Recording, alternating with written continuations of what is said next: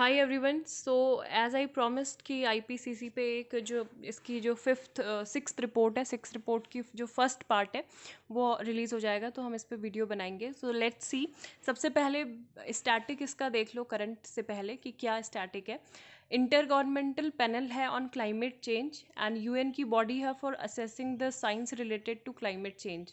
ठीक है, इस्टेब्लिश्ड हुई थी दो ऑर्गेनाइजेशन के द्वारा, United Nation Environment Programme UNEP and the World Meteorological Organisation in 1988। मैंने जो क्वेश्चन पूछा था उसमें ये था कि पहली रिपोर्ट कब पब्लिश की, उसमें 1989 कभी दे दिया जाएगा या कुछ। ठीक है, 1990 में फर्स्ट रिपोर्ट जो थी पब्लिश की गई थी और 195 इसके मेंबर स्टेट होते हैं। इसका एम होता है to provide political leaders with periodic scientific assessment concerning climate change, its implication, risk, as well as to put forward adaptation and mitigation strategies। तीन वर्किंग ग्रुप्स इसमें काम करते हैं। अभी जो है थर्ड वर्किंग ग्रुप जो है डील कर रहा है, ठीक है, dealing with the mitigation of climate change. Working group one किससे रिलेटेड है? Physical science basis of climate change. Working group two dealing with impacts, adaptation and vulnerability. अभी थर्ड ने जो रिपोर्ट पब्लिश की है 4000 पेजेस की पब्लिश की है, तो वो हम रिपोर्ट देखेंगे। ठीक है, और थोड़ा और भी अगर आपको देखना है यहाँ पे इंटर, तो यहाँ पे इनकी साइट पे जाके आप देख सकते हो। रेगुलर साइंटिफिक असेसमेंट भी होते हैं यहाँ पे क्लाइमेट चेंज को लेके, और जो है फ्यूचर रिस्क जो होने वाले हैं उनको प्रिवेंट कर सके, है ना।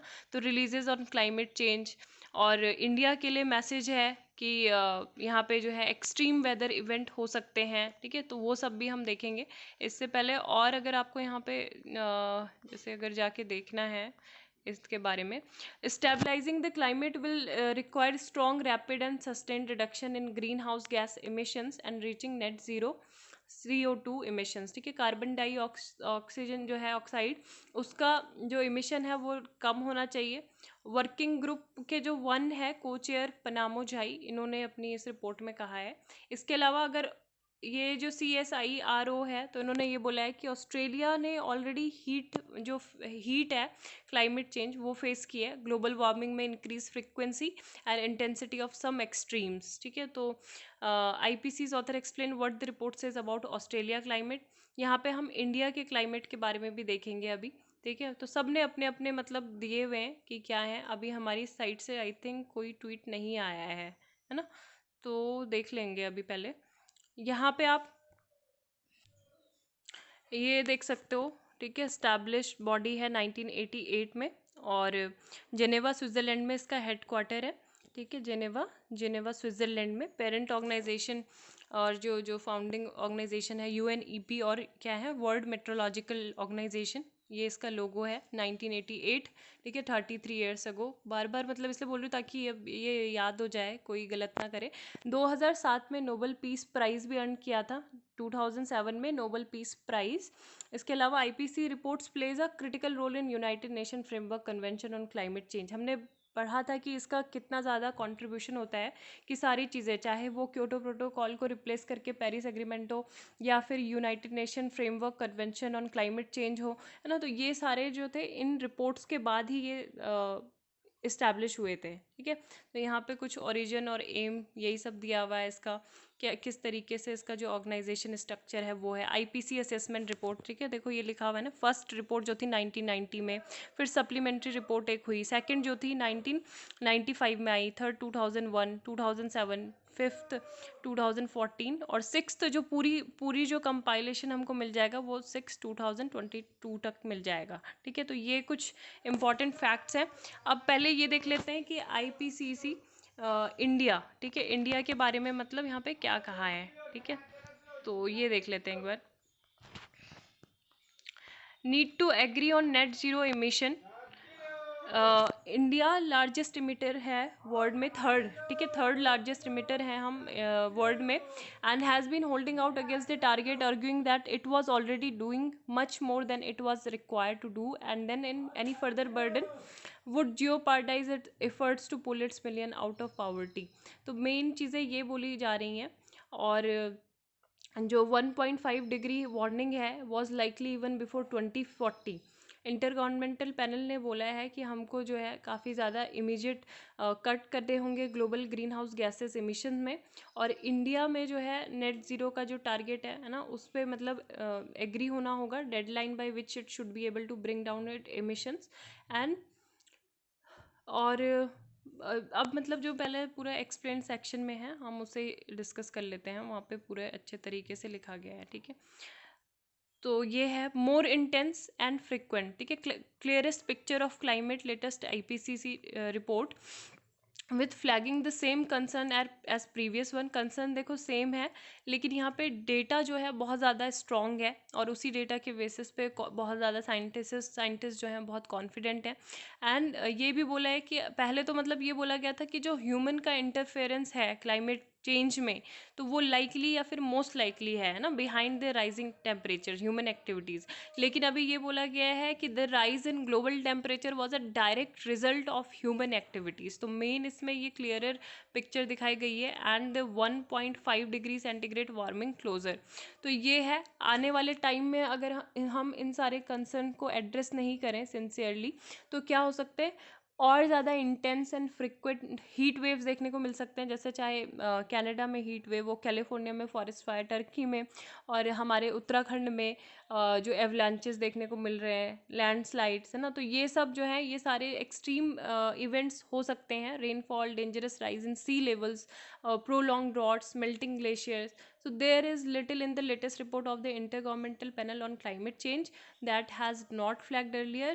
और ये भी बोला गया है कि यहाँ पे 4000 पेज का डॉक्यूमेंट है, फर्स्ट पार्ट है 6 असेसमेंट रिपोर्ट का, और इसमें माउंटेन ऑफ फ्रेश एविडेंस है जो आईपीसीसी को सपोर्ट करता है कि वो इतने टाइम से वार्निंग दे रहे हैं कि किस तरीके से जो क्लाइमेट चेंज होगा उसका पूरे मतलब ग्लोबली कितना इम्पैक्ट पड़ेगा, है ना। तो ये जो ग्रुप 1 के जो हेड है, को chair of IPC working group, उन्होंने इस कहना है। So we have the clearest picture of यही है, and IPC is now saying that the rise in global temperature was a direct result of human activities.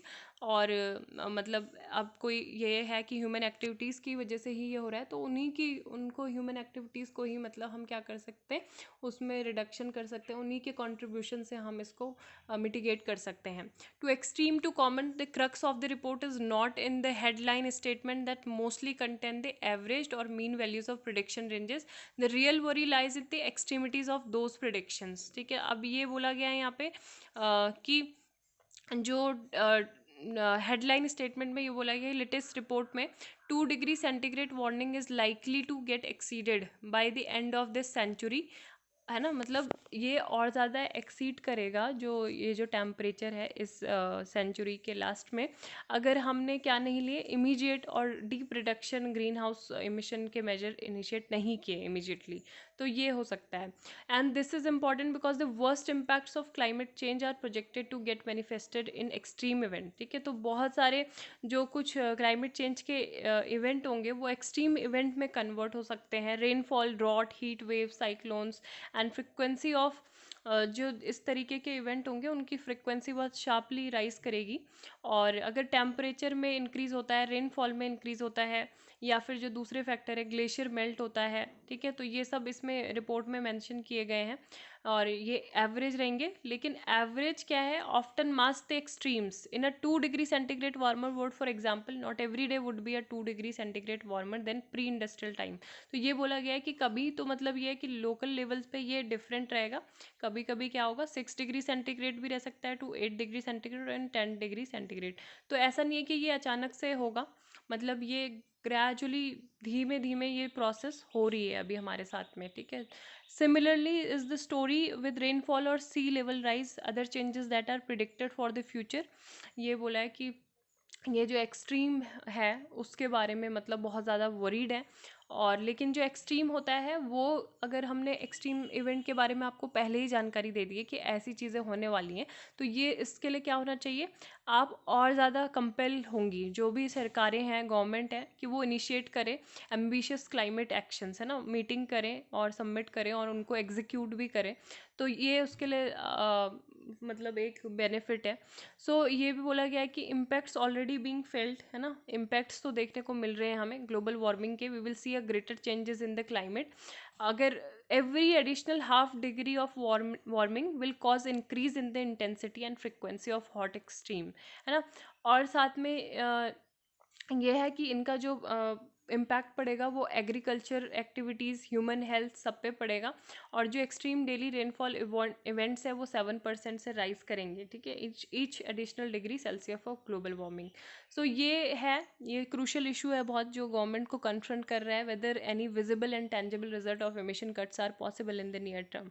इसके अलावा कंपाउंड इवेंट्स की यहाँ पे बात की गई है, ठीक है। कंपाउंड इवेंट्स क्या होते हैं कि जैसे हमें दो दो दो इवेंट हो या फिर इससे ज़्यादा इवेंट एक साथ हो रहे हो, या फिर कैसे हो रहे हो, बैक टू बैक हो रहे हो, या फिर साइमल्टेनियसली हो रहे हो, ठीक है। जैसे हमने रिसेंट इवेंट उत्तराखंड में देखा, यहाँ पे क्या था, एवलांचेस भी हो रहे हैं जिसको भूस्खलन बोला जाता है, लैंडस्लाइड्स हो रही है, ठीक है, लैंडस्लाइड्स हो रही हैं।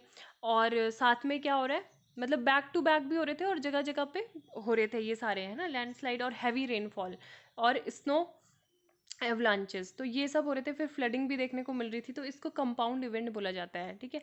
इसी तरह ग्लेशियल लेक बस्ट, है ना, तो वो भी हिमालयन रीजन में काफ़ी ज़्यादा होता रहता है, ये भी एक एग्जांपल है कंपाउंड इवेंट का।